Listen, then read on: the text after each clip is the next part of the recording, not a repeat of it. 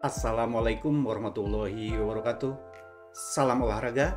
Selamat bertemu kembali dengan saya Asep Hendrasa dari channel Abina Japri. Masih membahas materi tentang olahraga versus pendidikan jasmani. Kali ini kita masuk pada bagian yang kelima, yaitu tentang sejarah pendidikan jasmani. Baik teman-teman semuanya, kita langsung saja masuk di materi tersebut. Oke. Mengenai sejarah pendidikan jasmani Indonesia akan kita bagi menjadi 3 bahasan. Yang pertama, pendidikan jasmani pada permulaan proklamasi kemerdekaan sampai dengan tahun 1945. Yang berikutnya, pendidikan jasmani pada tahun 1945 sampai dengan tahun 1966. Dan yang terakhir adalah membahas pendidikan jasmani pada tahun 1966 hingga sekarang. Kita mulai pembahasan materi pendidikan jasmani pada permulaan proklamasi kemerdekaan sampai dengan tahun 1955. Seperti yang sudah kita ketahui, sesudah bangsa Indonesia memproklamasikan kemerdekaannya yaitu pada tanggal 17 Agustus tahun 1945, maka dibentuklah Kabinet RI yang pertama atau yang ke-1. Dengan dibentuknya kabinet tersebut, maka implikasinya pendidikan jasmani berada di bawah Kementerian Pengajaran. Menterinya saat itu adalah Ki Hajar Dewantoro. Pada saat masa-masa tersebut, kegiatan pendidikan jasmani di sekolah belum terlalu nampak. Kemudian juga banyak sekolah masih menggunakan istilah gerak badan dibandingkan dengan istilah pendidikan jasmani. Pada tanggal 14 November tahun 1945 terjadi pergantian kabinet. Kabinet 1 diganti dengan kabinet 2. Maka ada dampaknya. Yang pertama, Kementerian Pengajaran diubah menjadi Kementerian Pengajaran, Pendidikan dan Kebudayaan atau disebut juga Kementerian PP-Danka. Menterinya saat itu adalah Mr. Todung Gelar Sultan Gunung Mulia. Kegiatan Kementerian PP-Danka ini juga belum terlalu banyak. Karena situasinya saat itu memang lagi panas-panasnya. Hal itu disebabkan karena adanya infiltrasi dari NICA. NICA itu adalah Netherlands Indi Civil Administrasi yang meneror pejabat-pejabat RI. Akhirnya, karena adanya teror-teror terhadap pejabat RI tersebut, pemerintah pusat dengan seluruh kabinetnya pindah ke Jogja. Namun karena saat itu memang infrastrukturnya belum terlalu memadai, maka tidak semua kementerian dapat ditampung di Jogja. Solusinya sebagian lagi ditempatkan di Solo dan Magelang. Kementerian PP-Danka ini ditempatkan di Solo, menempati tempat di Pura Mangkunegaran.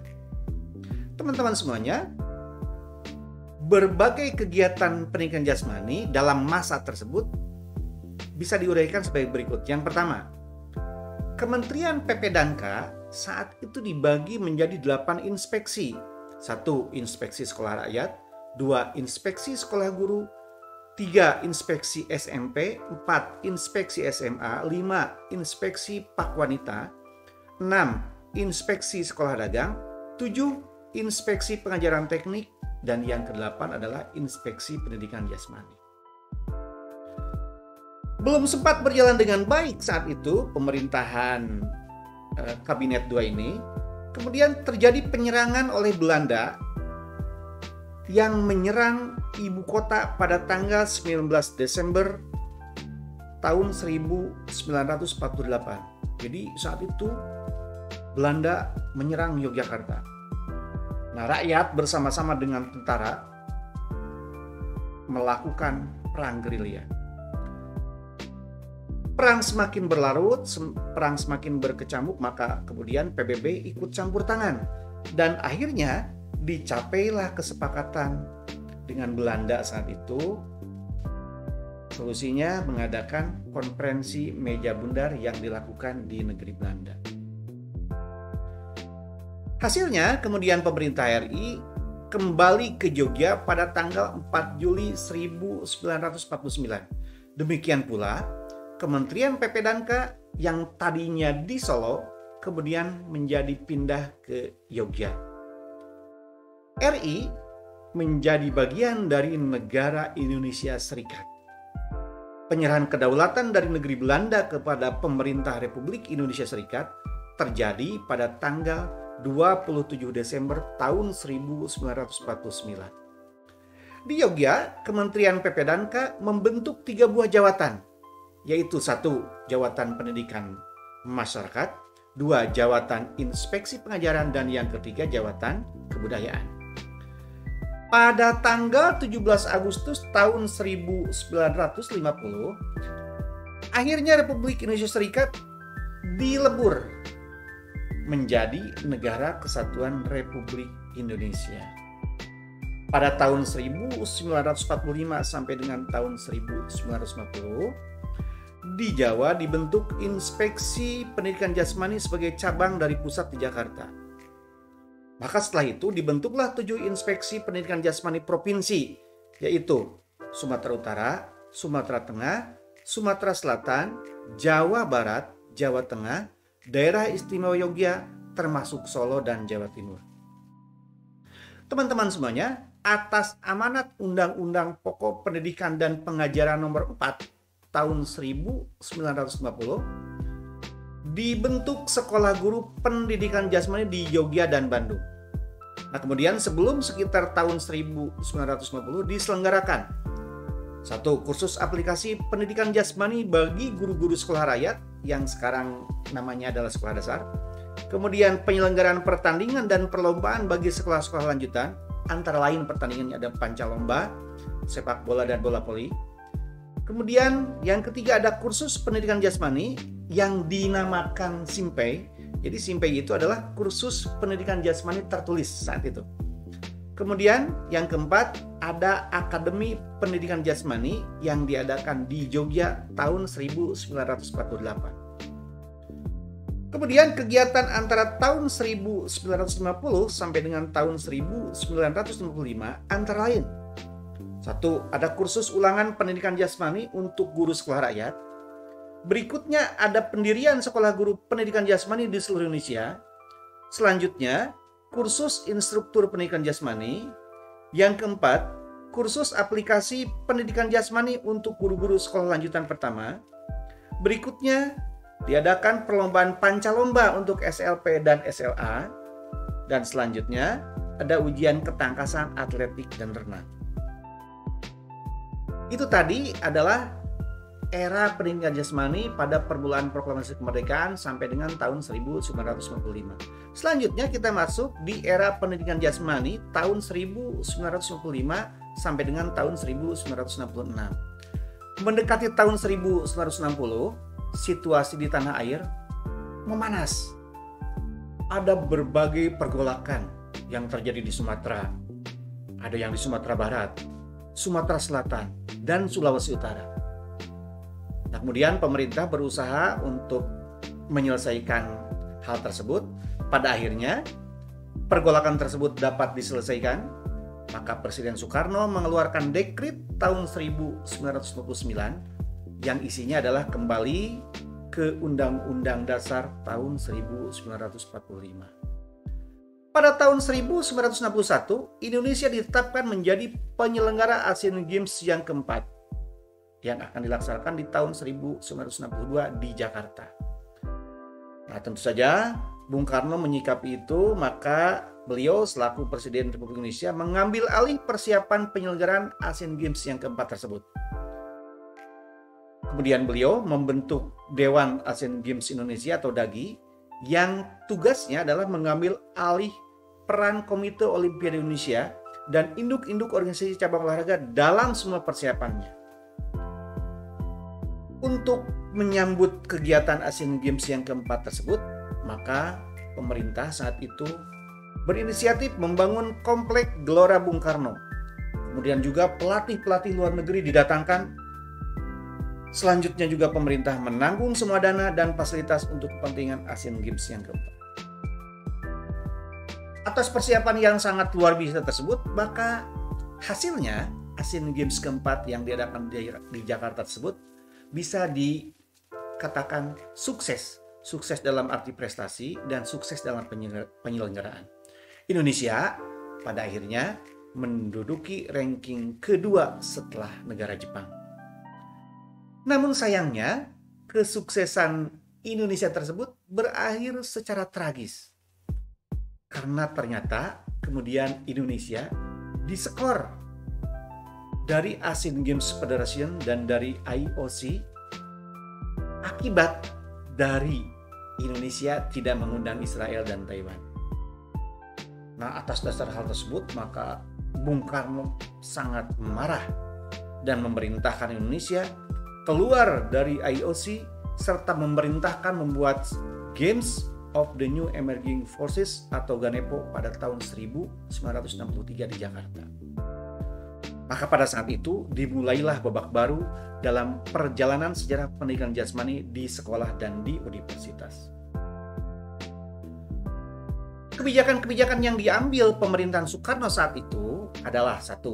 Fakultas Pendidikan Jasmani atau jurusan pendidikan jasmani di FKIP dilebur dalam suatu sekolah tinggi olahraga atau STO yang berdiri sendiri. Semula STO pusat hanya di Jakarta, sedangkan di daerah merupakan cabang dari Jakarta. Dalam perkembangannya, STO daerah tersebut yaitu Bandung, Semarang, Jogja, Solo, Surabaya, Medan, Padang, Makassar, dan Manado menjadi STO yang berdiri sendiri. Kemudian saat itu sekolah guru pendidikan jasmani yang berjumlah kurang lebih 50 buah dijadikan sekolah menengah olahraga. Selanjutnya dibentuk juga Departemen Olahraga dalam kabinet serta menempatkan STO dan SGO di bawah Departemen Olahraga. Berikutnya, mata pelajaran pendidikan jasmani di sekolah diubah istilahnya menjadi mata pelajaran olahraga. Semua daya dan semua dana yang ada saat itu dipersiapkan untuk menyelenggarakan GANEPO 1 dan yang terakhir pada tahun 1963. Buah dari persiapan yang sangat luar biasa tersebut, maka GANEPO berjalan dengan sangat sukses. Yang membuat IOC, IGF, dan organisasi olahraga internasional lainnya merasa khawatir ini. Terlebih Jepang, karena Jepang saat itu ditetapkan sebagai tuan rumah Olympic Games Tokyo tahun 1964. Mereka merasa khawatir karena suksesnya GANEPO ini, maka Olympic Games di Tokyo akan diboikot oleh peserta GANEPO yang pesertanya mayoritas terdiri dari negara-negara Asia, Afrika, dan Amerika Latin. Nah, kemudian ada suatu peristiwa yang sangat luar biasa besar terjadi di Indonesia, yaitu pada tahun 1965 terjadi peristiwa G30 SPKI yang sangat menggemparkan Indonesia. Maka kemudian pemerintahan Orde Baru yang dipimpin oleh Soeharto mengambil alih kepemimpinan Presiden Soekarno. Maka sejak saat itulah dimulai babak baru, yaitu permulaan Orde Baru yang kemudian diteruskan oleh Orde Reformasi dari tahun 1998 sampai dengan sekarang. Yang berikutnya masuk di era pendidikan jasmani tahun 1966 sampai dengan era sekarang. Pada permulaan Orde Baru, Departemen Olahraga dijadikan Direktorat Jenderal Olahraga di bawah Departemen Pendidikan dan Kebudayaan. Sekolah Tinggi Olahraga diubah dan dijadikan Fakultas Pendidikan Olahraga dan Kesehatan dan digabungkan pada Institut Keguruan dan Ilmu Pendidikan.